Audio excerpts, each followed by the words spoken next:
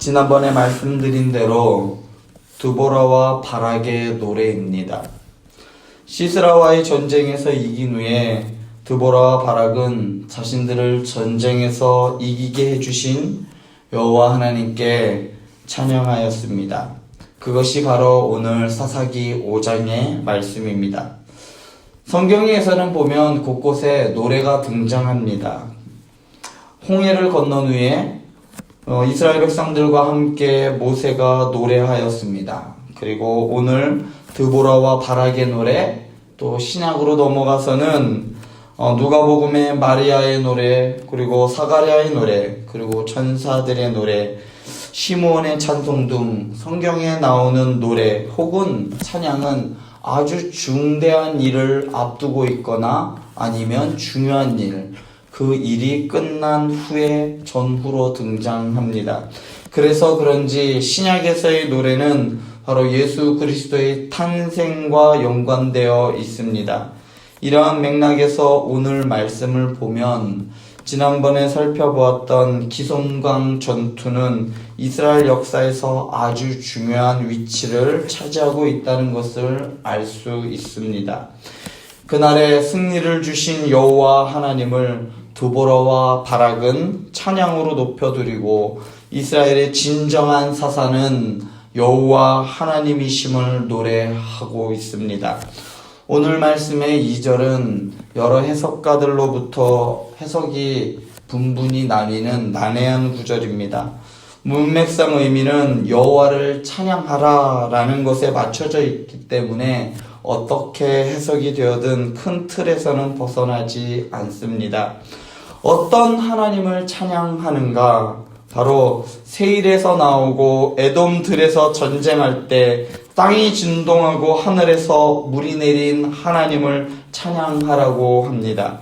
세일산이 에돔 지역에 있었기 때문에 결국 같은 동네를 이야기하고 있습니다.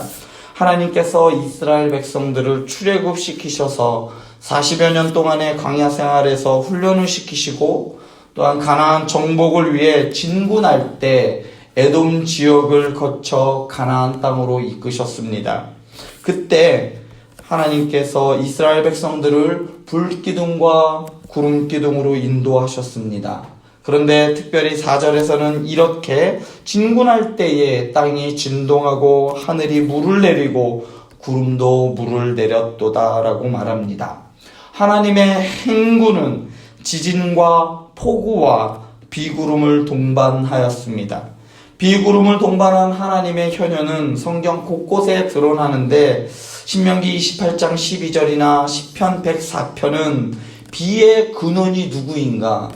가나안 땅의 신인 바알이 아니라 바로 여호와 하나님이라는 것을 분명하게 밝힙니다. 이렇듯 성경은 초자연적인 기현상들은 바로 하나님의 임재의 징조로 이해하였습니다. 하늘과 구름이 물을 내리고 산들과 시내산이 진동하는 것은 하나님이 임하시는 징조이자 하나님이 이스라엘을 위해 싸우시는 그림이기도 했습니다. 특히 하늘과 구름이 물을 내린 것은 드보라의 전쟁에서 아주 특별한 의미가 있습니다. 21절에 보면 범람하는 기손강은 그 무리를 표류시킵니다. 이것은 단순한 자연 현상에 의한 것이 아니라 홍해를 가르시고 이스라엘을 위해 싸우신 것과 같은 하나님의 역사입니다. 이러한 하나님의 진군의 5절을 보면 산들이 진동하듯이 신의 산도 여호와 하나님 앞에 진동하였다라고 노래합니다. 그런데 이 5절을 히브리어의 어순대로 직역을 하면 이렇습니다. 산들이 진동했습니다. 여호와 앞에서. 신의 산의 그분, 이스라엘의 하나님 여호와 앞에서. 우리말 성경들은 보통 신의 산이 진동했다는 의미로 번역하지만 원문의 표현은 신의 산의 그분이라는 뜻입니다. 이는 여호와 하나님의 별칭으로도 사용되는 말입니다. 천지를 울리며 진동하는 위엄스러운 여호와 하나님, 바로 이스라엘과 언약을 맺으시고 신의 산의 그분, 그분이 바로 이스라엘의 하나님이시라는 말입니다. 드보라는 이처럼 이스라엘을 구원하시기 위하여 비와 구름을 몰고 땅을 울리며 달려오는 그분을 묘사하고 있습니다. 이 모습은 마치 불이 난 집에서 자식을 두고 온 아버지가 자식을 살리기 위해 불구덩이로 미친 듯이 뛰어 들어가는 모습을 연상시킵니다. 그럼 어떤 상황이었길래 하나님께서 허겁지겁 오셔야 할 만큼 위급하였을까요? 이때 이스라엘의 상황을 보면 드보라는 세 가지로 표현을 합니다.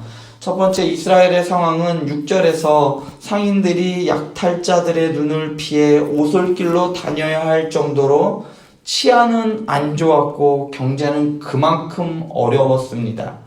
두 번째로 이스라엘의 상황은 7절 보면 이스라엘의 리더가 없었습니다. 6절에 아나세 아들 삼갈과 야엘, 이 둘 다 이방인입니다. 그런데 시대를 구분하는 인물이 이방인들이었다라는 것은 다니엘 블록이라는 신학자의 견해에 의하면 이스라엘의 리더의 결핍을 한탄하기 위한 것이라고 지적하였습니다. 그 중에서도 야엘이라는 이방 여인을 기준으로 삼은 것은 그만큼 야엘이라는 인물이 중요하다라는 것을 말하는 한편 이스라엘을 이끌 지도자가 그만큼 없었다라는, 오죽이나 없었으면 이방인이면서도 여인인 사람의 손에 의지해야 할 정도로 이스라엘의 리더가 없었다.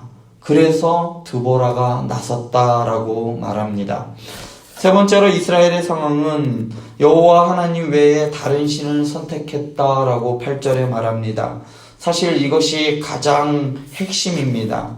하나님을 버리고 다른 신을 섬긴 이스라엘이 적의 손에 넘겨져 고난을 당하는 것은 어찌 보면 당연한 결과였습니다. 8절은 전쟁 직전의 모습을 보여주는데 적군이 성으로 진격해 왔지만 이스라엘은 창과 방패 같은 기본적인 무기조차도 갖추지 못했다라고 말합니다.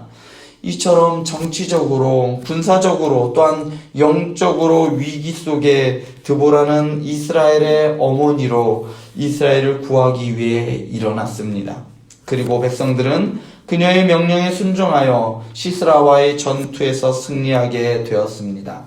엄밀하게 말하자면 드보라가 승리를 준 것이 아니라 여호와 하나님께서 하늘에서 물을 내리시고 폭풍을 일으키셔서 기손강을 범람하게 하셔서 승리를 주셨습니다.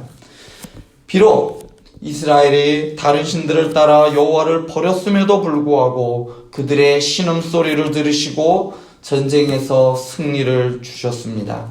특별히 8절에 그때의 전쟁이 성문에 이르렀으나 이스라엘의 4만 명 중에 방패와 창이 보였던가라는 이 표현은 적군이 우르르 몰려와서 성 밖에 진을 쳤어 이제 싸움이 곧 일어나야 하는 상황에조차도 이스라엘은 제대로 된 무기조차 없었다는 말입니다. 4만 명이나 되는 그 많은 병사 중에 방패와 창을 가지고 있는 사람이 보이지 않았다는 것입니다. 결국 이스라엘의 구원은 사람의 무기에 의한 것이 아니라 여호와 하나님의 손에 달려 있었다라는 것을 보여줍니다. 흰 나귀를 탄 일반 백성들도, 양탄자로 안장을 만들어 말을 탄 귀족들도, 군인들도, 이동수단이 없어 걸어다니는 가난한 사람들조차도 대로로 다니며 여호와께서 주신 구원을 전파하라라고 말합니다. 오늘 말씀에서 11절의 말씀, 활 쏘는 자들의 소리로부터 멀리 떨어진 이라는 이 표현은 오늘 본문을 이해하는데 조금 어려움을 줍니다. 이 말씀을 조금 자세히 살펴보면 활을 쏘는 자들의 소리는 메아치침이라는 말로 이 원형은 아카드어에서 나누다 또는 깨뜨리다 라는 의미입니다. 그래서 이 말을 직역하면 나누어진 소리 혹은 갈라진 소리가 됩니다.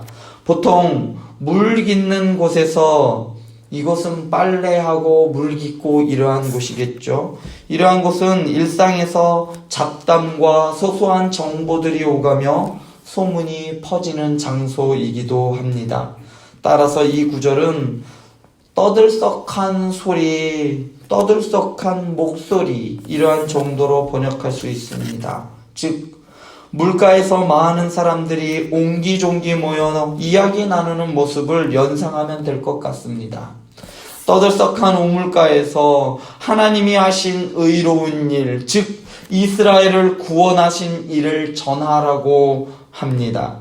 별거 아닌 이야기처럼 보이지만 압제를 당하고 핍박을 당하고 있는 그러한 이스라엘 백성들이 일상으로 돌아와 우물에서 수다를 떨듯이 하나님이 하신 일에 대해서 이야기하는 것은 아주 그야말로 꿈꾸는 이야기와 같다는 겁니다. 우리나라도 45년간의 일제의 그 압제 가운데 있을 때에 많은 사람들이 원하고 원했던 것은 그냥 평범한 다른 나라 사람들의 일상과 같은 그러한 것을 원한 것이지 뭔가 큰 것을 원한 것이 아닙니다. 평범한 일상을 주시는 그것에 대해서 이야기하라라고 하였습니다. 특별히 11절에 전하라는 말은 그냥 한번 이야기하고 말라는 말이 아니라 지속적으로 계속해서 여호와 하나님께서 베풀어 주신 구원의 하나님을 노래하고 공의의 하나님을 노래하라는 것입니다. 그 이유는 여호와의 구원이 시끌벅적하고 유쾌한 일상의 삶을 가져다 주셨기 때문입니다. 그렇게 사람들이 모인 곳 어디서나 하나님을 찬양하라라고 합니다. 하나님의 구원을 경험한 사람들이 하나님의 은혜에 보답하는 가장 좋은 방법은 바로 하나님을 찬양하는 것입니다. 특이하게도 2절과 9절에서 찬양하라라는 이 단어와 3절에 찬송하라는 단어는 조금 다릅니다.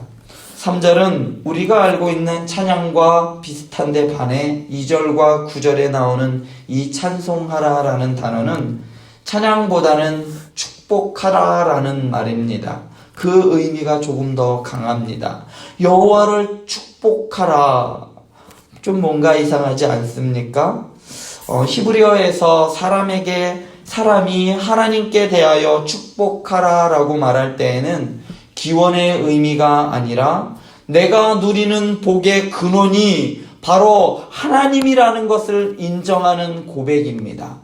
그러니까 일상의 생활을 주신 너희들에게 일상을 주신 분이 누구인지 그 하나님이기 때문에 너에게 일상을 허락하여 주신 분이 하나님이시기 때문에 그 하나님을 찬양하라라는 것입니다. 그 하나님을 고백하라라는 것이 바로 이 찬양의 의미에 들어가 있습니다. 시스라를 물리치시고 야빈의 압제에서 구원해 주신 여호와 하나님께서 우리의 평화로운 일상을 주시고 우리의 축복의 근원이 되신 하나님께 찬양한다라는 뜻입니다.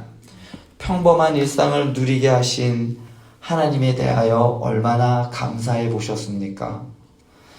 평화로움 중에는 잘 모르지만 환난을 당할 때, 어려움을 겪을 때, 혹은 여러분들이 병원에 계실 때 이렇게 평범하게 새벽 예배에 나와 하나님께 예배 드리는 것이 얼마나 감사한지 우리는 코로나 사태를 통해서 우리는 배웠습니다. 얼마나 하나님의 전을 그리워했고 얼마나 하나님께 예배 드리는 그 일상이 소중한지 우리는 이미 배워 알고 있습니다. 매일매일 반복되는 듯한 단조로움 속에서도 감사할 수 있는 이유는 이러한 일상 또한 하나님의 축복임을 기억하시고 감사함으로 오늘 하루를 살아내시길 소원합니다. 기도하시겠습니다.